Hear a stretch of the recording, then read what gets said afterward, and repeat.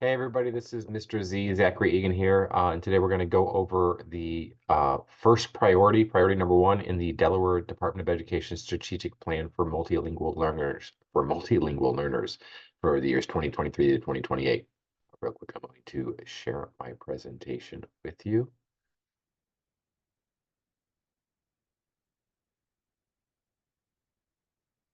Okay, so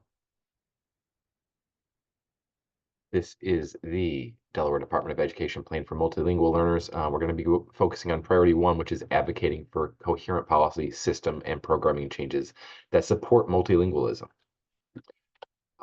So language is at the heart, literally, of who we are, how we present ourselves, and how others see us. And that isn't a quote from me, that's a quote from Norma Gonzalez in 2005. And it's very true. So the vision of this plan is to empower Delaware's multilingual learners to thrive through high quality education and honoring of their cultural and linguistic assets.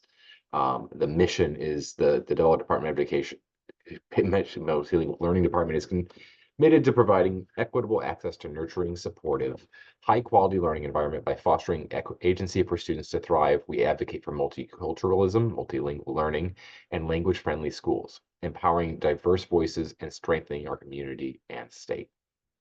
And that is a very important mission. It means that we want to make sure that everyone has a say in our society because they're all members of our society and they should be able to participate and advocate and communicate their needs and the needs of everyone because everyone's needs are shared. So priority one is advocating for policy systems and programming changes. So within this strategy, there's three goals. The first goal is to increase the collaboration and shared accountability to improve educational outcomes for multilingual learners.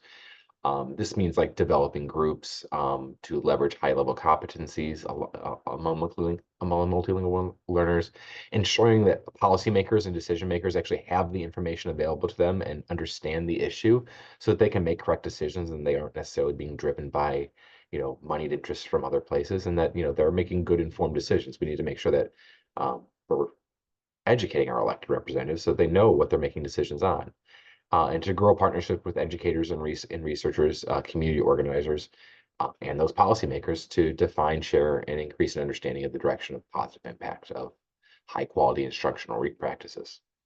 Goal two is to provide the guidance to the districts and the charters on the best practices and policies and allocating resources to them. This doesn't necessarily mean, forcing them to do one specific way, but providing them the resources to help develop within their programs the tools and the ways to make sure that they are assisting their multilingual students, especially since we've seen in our data that charter schools are lagging in resources for multilingual students. The third goal is continuing support to the annual Multilingual Learner Conference, where teams of educators get together and collaborate, learn, and effectively educate practices for systemic change. So advocating for change is important. We have to provide sessions that align with state legislation policy. We have to expand outreach beyond just each other and reaching out to other members of the community. We have to foster long-term goals and long-term collaboration. My thoughts on all of this is that it is very important to reach out. We need to be making partners with our legislators, with our families, with the people in our communities.